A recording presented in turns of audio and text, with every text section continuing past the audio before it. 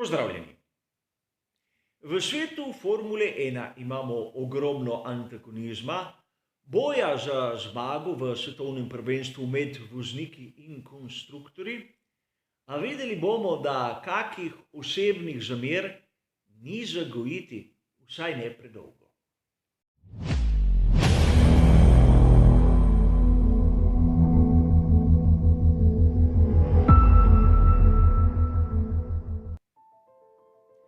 V svetu Formule 1 pride pogostokrat do sporov, a malokrat do kake prave osebne zamere.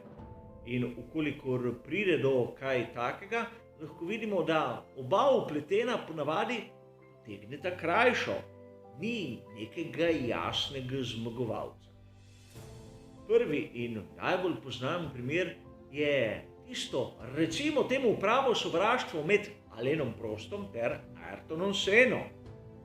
Znano je dejstvo, da se nista prebavila, da sta težko bila eden v bližini drugega.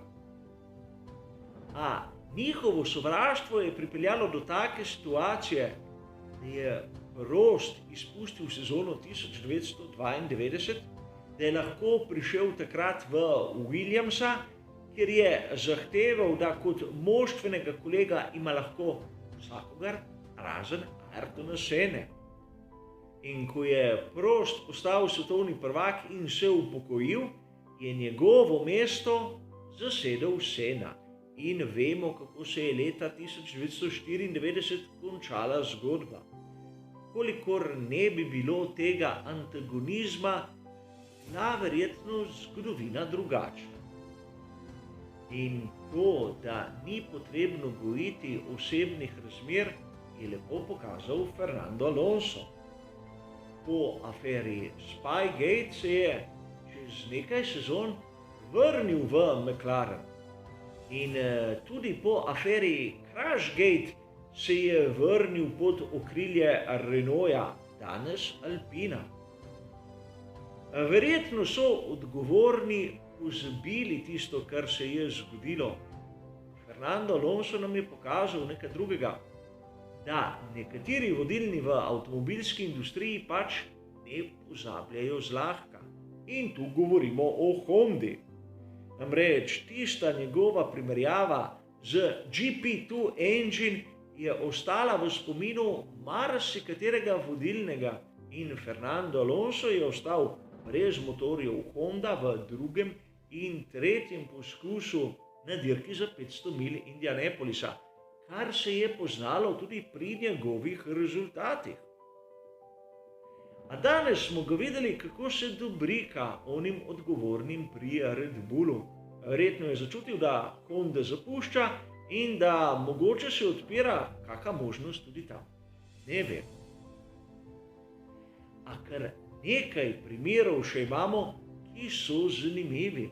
Rad bi izpostavil tistega, o katerem v zadnjem obdobju se je govorilo malce manj. Na veliki nagradi Japonske v sezoni 2019 so se pri ekipi Racing Point pritožili nad sistemom, ki so ga opazili pri tovarniški ekipi Renault. Šlo je za tisti znani sistem, ki je samodejno razporejal zavorno moč iz sprednje na zadnjo os. Zadeva, ki je bila tehnično izjemno zanimiva, žal zaradi patentov oziroma intelektualne lastnine mi navdušenci ne poznamo principa, po katerim je zadeva delovala. Pritožba je bila uspešna, čeprav obsodba strani FIE rahlo dvomljiva. Pri Racing Pointu so se takrat tožili na osnovi tehničnega pravilnika, pri FIE so diskvalificirali Renault na podlagi športnega pravilnika. Kar je bolj pomembno je to, da Cyril Abiteboul je zameril vodilnim pri ekipi Racing Point. Ni mu bilo treba mnogo čakati. Namreč v naslednji sezoni 2020 se je pritožil nad podobnostjo RP20 in Mercedesa 2V10. znana zgodba, ampak če ste pozorno sledili vsej zadevi, je bil zmeraj prvi pobudnik za vse pritožbe Cyril Abiteboul ter tovarniška ekipa Renault. Tako je bil zagrežen pri svojem pritoževanju, da je pozabil malce tudi na lastno ekipo. Kajti kljub temu, da bi bil lahko Racing Point izključen, je imel Renault kar lep zaostanek z na primer McLarenom. In to kljub temu, da McLaren tedaj je imel še zadnje leto pogonski sklop. Cyril Abiteboul je po mojem osebnem mnenju zgrešil svoje poslanstvo pri tovarniški ekipi Renault in bil upravičeno zamenjan. Letos se ekipa imenuje Alpine, ima novo vodstvo in videli smo, kako so dosegli presenetljivo zmago. Abiteboul je zagrenjeno odšel k Mecachronu. Kaj bo tam počel, ni pravzaprav jasno, ampak ni niti toliko važno. Pojdimo k bistvu tega prispevka. Pritožba Red Bulla nad odločitvijo komisarjev je vse prej kot običajna v svetu Formule 1.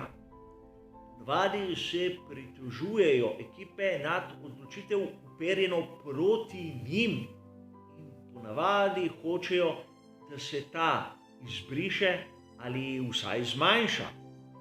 Tu smo imeli primer, ko se je ekipa pritožila proti odločitvi naperjenim nasprotniku in hotela je zvišanje kazni.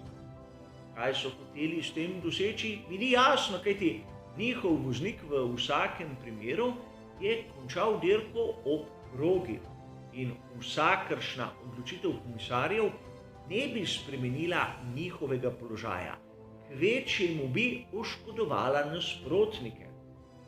In tu se lahko vidi, kot da pri Red Bullu gojijo neke zamere do svojih nasprotnikov, v tem primeru tovarniške ekipe Mercedes.